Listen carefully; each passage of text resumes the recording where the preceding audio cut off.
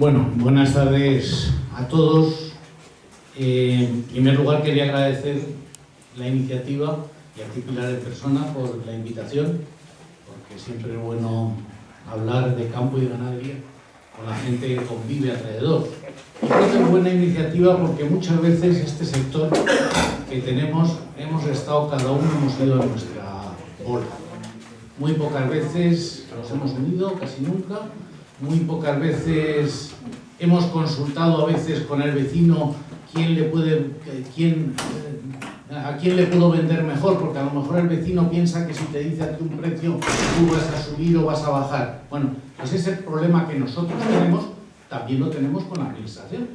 Entonces yo entiendo que es muy bueno el poder tener contacto y poder expresarnos como os estáis expresando de la problemática que cada uno tiene en su sector, ¿no?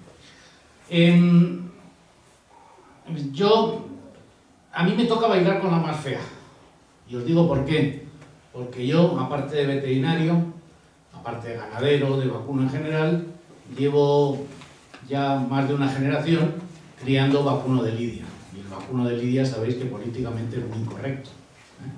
Entonces, bueno, pues llevamos luchando con muchos problemas, ya no solo los políticos de alto nivel, los de los animalistas de bajo nivel.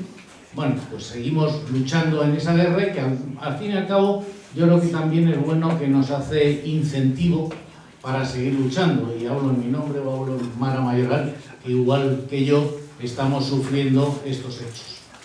Bien, pero además también el tener una raza tan singular también se diferencia mucho de las otras, de tal forma que desde el punto de vista de normativas también muchas veces somos problemáticos. En Castilla-La Mancha estamos en torno a, en la actualidad, 80 ganaderías de vacuno de lidia, en todo Castilla-La Mancha. En Toledo, precisamente, es donde tiene el doble de reproductores que cualquiera otra de las otras provincias de Castilla-La Mancha. Bien, estamos hablando que en el libro genealógico andaremos de más de 10.000 reproductoras en todo Castilla-La Mancha. Pues bien, en la pandemia ni nos recibieron en la Junta. Siento decirlo porque fue así de crudo. Además, lo viví en primera persona porque en aquel momento era presidente de una de las asociaciones, la mitad de los ganaderos de Castilla-La Mancha están en nuestra asociación, tenemos una tercera parte de los reproductores, y en aquel momento intentamos por lo menos sentarnos y decir nuestra problemática. Ni se nos recibió. Nos hablaron que sí, que iban a potenciar, que se iban a dar más novilladas por televisión. La realidad es que yo la segunda semana de pandemia salió mi primer camión con toros de casa para el matadero con un valor de en torno a un 5, un 7, un 8% del valor de producción de ese animal. Y así tuvimos que sacrificar todos los ganaderos nuestra producción durante 2 o 3 años. No digo que tuviéramos que tener unas medidas excelentes, pero sí que es cierto que ni siquiera en muchos casos nos dieron la oportunidad de hablar. Otras comunidades, sin embargo, con mayor o menor grado, por lo menos sí que nos escucharon. Y ese es un hecho que yo lo tengo grabado y creía que hoy era el día de exponerlo, como decía el político, sin acritud, por la tristeza que allí nos producía. Bien. Otro problema que también tenemos y que muchos ganaderos hemos sufrido con el tema del bravo, y además el bravo es extensivo, eso está claro, no tenemos ninguna duda, ¿no? Es el tema de las campañas de saneamiento ganadero. Más que nada porque esas limitaciones, yo tengo una ganadería de 60 en la actualidad, 70 reproductoras, yo vengo a lidiar ahora mismo pues en torno a 20, 25 herales al año, herales ultreros, al año más o menos. Yo, si en un saneamiento me sale una vaca positiva de las 200 y pico cabezas que hay en el código de explotación donde está el bravo, ese año prácticamente no puedo lidiar ningún animal en una plaza de toros. Con lo cual, al 7% al matadero. ¿Vale? Ese año, y que tengamos suerte, que en la campaña de saneamiento ganadero después no tenga problema, porque si sigo teniendo problemas, como me ha pasado, pues a lo mejor me pasó 2 o 3 años sin poder lidiar. Sé que ese no es problema de la administración autonómica, porque es un problema de la administración nacional, porque al fin y al cabo las normativas ya son generales de las plazas de toros de distintas comunidades, pero sí que quiero, bueno, pues hacer constar la preocupación, ya que estamos hablando de nuestras preocupaciones, la preocupación que hemos tenido. Y ya hablando más en extensivo en general, creo que es de justicia hacer dos reconocimientos aquí. Yo desde el año 90 que empecé a ejercer la profesión veterinaria en esta comunidad, en esta provincia, tengo que hacer dos reconocimientos, creo que importantes, que el sector del extensivo, los ganaderos del extensivo, tenemos que hacer. Uno es a los veterinarios de las oficinas comarcales agrarias.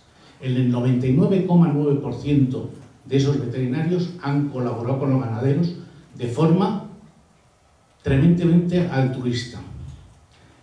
A mí no se me olvida, y a lo mejor alguna persona de los que estáis lo habéis visto, cómo llegar a Mioca, a la de Oropesa, y de pronto ver en la mesa de al lado a un pobre hombre, cuando se llevaban los libros de explotación a mano, a un pobre hombre que era creo recordar, de Navalcán, ya el hombre habrá muerto seguramente por edad, que no sabían leer ni escribir, y traía sus papeles para que el veterinario o la veterinaria de la OCA le rellenara esos papeles que él era capaz de hacer. Bueno, eso creo que nunca se ha reconocido a los veterinarios titulares. Creo que es bueno que seamos conscientes porque todos los hemos vivido. El veterinario titular que no se portaba de esa manera, como decía aquel, no recuerdo su nombre. ¿Bien? Y el segundo reconocimiento. Creo que el hecho de la aparición de las ADS ha traído también una coordinación, una ayuda al ganadero bastante importante. Creo que los veterinarios del ADS, ya antes lo decía Lorenzo, ese labor de por las noches tener que estar rellenando papeles y cada vez más papeles, tampoco se lo hemos reconocido. Y creo que para todo ganadero es una ayuda inexcusable al día de hoy que eso sea así. Creo que eso sí que hay que reconocerlo. Y después, el día a día, lo que nos va pasando, bueno, pues creo que no estamos muy contactados con la administración y de pronto, sobre todo en extensivo, cuando aquí hay veces que en extensivo 2 más 2 nunca son 4, hay veces que son 3 o hay veces que son 5, porque aquí no tenemos todos los animales metidos en esta nave. Y aquí o sale vivo o sale muerto, pero no puede salir ningún animal.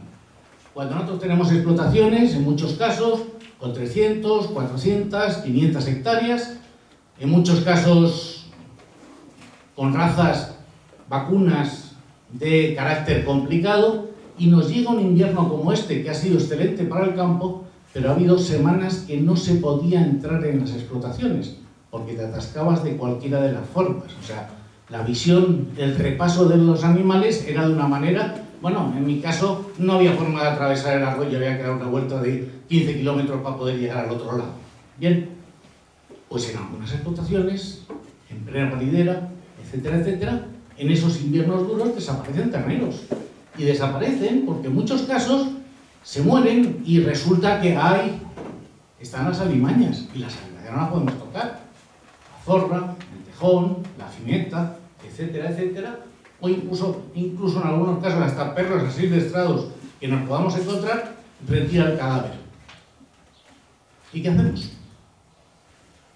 Comunicamos a la administración que este invierno han desaparecido 2 terneros, y hace poco, en alguna explotación en esta zona, pues le ha llegado una multa de 600 euros por no cuidar sus animales.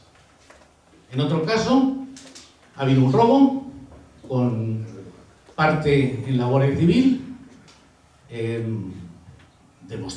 quiere decirse, declarado en la Guardia Civil, y que a la vez que se declaró en la Guardia Civil se comunicó en la administración que esos terneros habían desaparecido, no un robo, un hurto posiblemente, porque en el campo hay más hurtos que robos, porque tenemos que entender. Muchas veces hasta por ley yo no puedo poner un candado en una puerta en mi casa porque es un camino público, por ejemplo.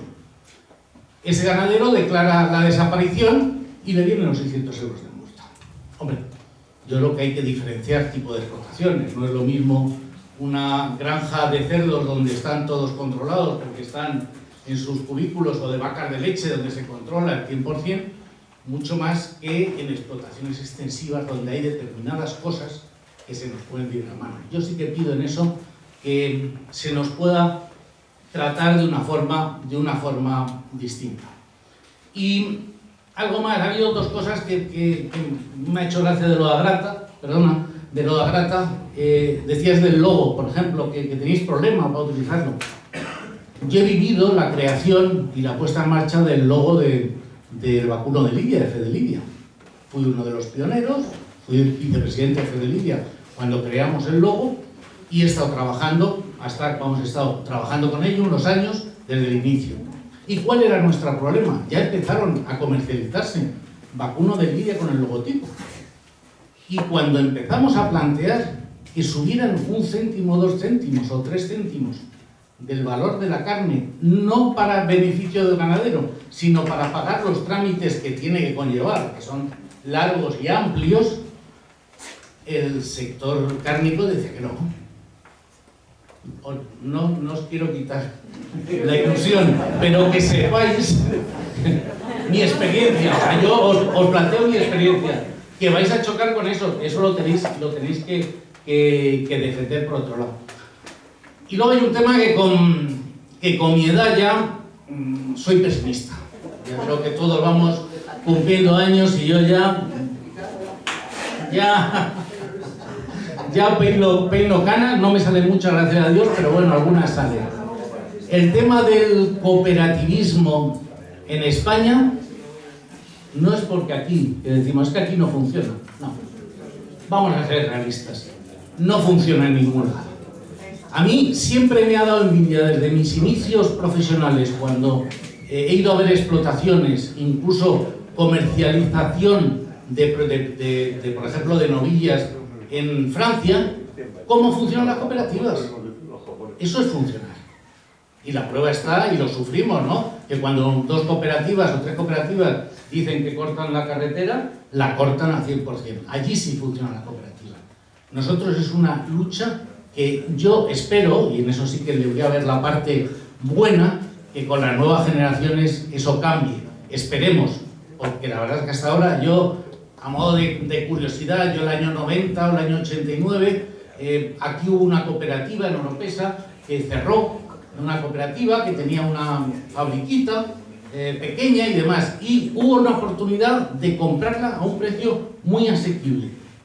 Y yo en aquel momento me moví con un montón de ganaderos de la zona, intentando decir, oye, vamos a crear una cooperativa, compramos la fábrica, incluso con números, en el cual si le quitábamos entonces 1 peseta a cada kilo de pienso, prácticamente se podía amortizar la cooperativa. No fui capaz. Y mira que moví gente que movía muchos kilos de pienso. No hubo manera.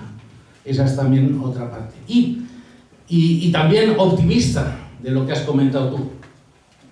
Te voy a hacer una curiosidad que también vivida, ¿no? Dices, hay que cambiar las estructuras, evidentemente. Hay que cambiar la forma de producción, evidentemente. Hay que cambiar la genética, evidentemente. El año 90, cuando llegabas a hacer las campañas de saneamiento a todos estos pueblecitos pequeños de aquí, nos encontrábamos muchas explotaciones que vivían de 8 vacas de leche. 8 vacas de leche.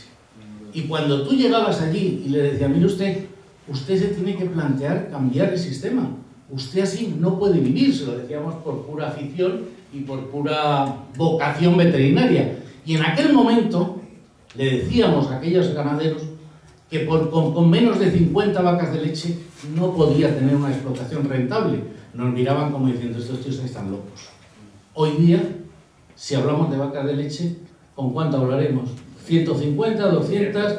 O sea, fijaros cómo ha cambiado. Y eso, por desgracia, ¿cómo cambia? Con las pesetas. No, perdón, con los euros. Esto es muy antiguo. ¿Vale?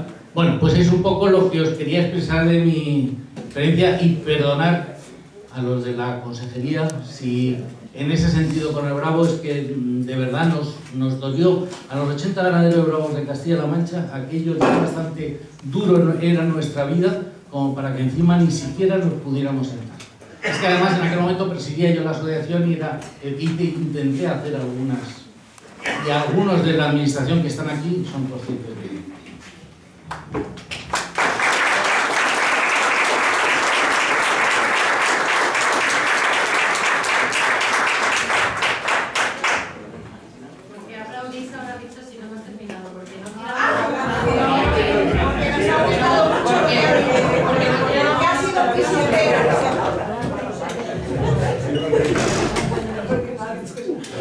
No, yo le iba a preguntar por curiosidad, porque no sé si te he entendido bien, cómo el proyecto de venta de carne de lidia con calidad diferenciada, ¿cómo marcha?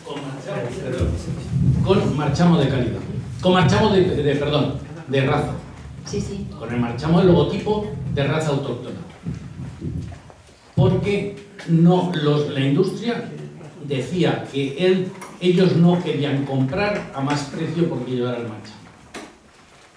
Que ellos en su venta, en ese momento, en la actualidad, no le iba a suponer un valor añadido en su venta. Si a él no le supone un valor añadido, evidentemente no te querían pagar. ¿Qué ocurre? También es cierto, a diferencia, o sea, yo os digo por el ánimo a vosotros, que en ese momento, que el vacuno de lidia, compradores hay relativamente pocos. En el ovino de carne y más, con lo cual posiblemente tengáis mayores facilidades. Pero ya os digo que en muchos casos, porque el sector cárnico es un sector que está acostumbrado a abaratar hasta el milímetro, creo que todos lo conocemos, ¿no? Entonces, realmente, eso no, por ahí no funcionó. O sea, que se mantiene con el logo de raza autóctona general y... Sí, se sigue haciendo porque además, hombre, en su momento el crear el logotipo de vacuno de lidia nos costó mucho problema, porque sobre todo nos pusieron muchos problemas para que el logo lo pudiera llevar un toro lidiado. Incluso nos dijeron en el Ministerio, entonces el Ministerio de Agricultura, que eso no lo iban a aceptar nunca. Entonces le dijimos que si no nos aceptaban el toro lidiado, no íbamos a pedirlo para el toro que iba a matadero o la vaca de desecho que iba a matadero. Al final nos admitieron y realmente desde esa fecha, que será 8 o 9 años que estamos, quizás seamos de las asociaciones que mejor llevamos ese tema. Nunca hemos aspirado a querer que vaya el 100% de la... No, hemos ido pasito a pasito donde se podía. Allí van a la Plaza de Toros de Madrid, prácticamente casi en todos los festejos, van con marchamo y algunas otras plazas en otros sitios. Con lo cual hemos ido abriendo un campo que encima nos costó mucho trabajo porque había gente que no entendía que el toro de lidia se podía comer. Y con respecto a la cobertura, las infraestructuras digitales, no me has contado nada.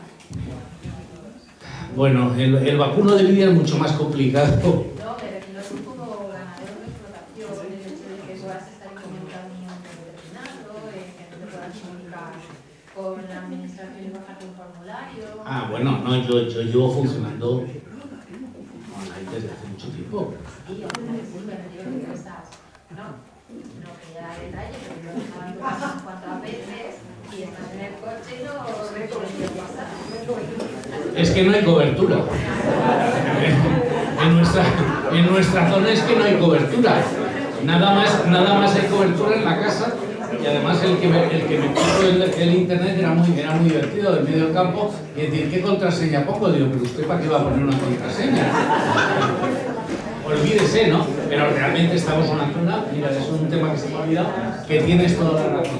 Estamos en una zona que no tenemos apenas cobertura, por lo menos yo, lo nuestro es entre Oropesa y Venta de San Julián, en esa zona realmente la cobertura es pésima. Mala no, pésima. Yo hay veces que quiero salir de casa y quitar la alarma por el móvil y dentro de No, eso es cierto. Y luego el tema de, ya como, bueno, pues creo que todos estamos Yo estaba haciendo un planteamiento ahí, elucubrando la posibilidad del collar en el Manso, no en el Bravo, el collar que le digas en qué zona tiene que pastar y demás. Bueno, pues es un proyectito que tengo ahí en 50 hectáreas, a lo mejor, pues intentar ponerlo en funcionamiento. Quiero este año en Cantabria, que suelen tenerlo más, yo paso días en verano en Cantabria, como hay más explotaciones que tienen esos sistemas, quiero visitar y ver, bueno, pues por hacer alguna prueba. Creo que no. Vamos a ver, yo creo que nunca nos podemos quedar parados. Yo en eso estoy totalmente de acuerdo contigo. Creo que siempre tenemos que dar un paso más. Si no, esto sería aburridísimo. Lo que estás diciendo no casa bien con decir que eres pesimista. No, soy pesimista por los años.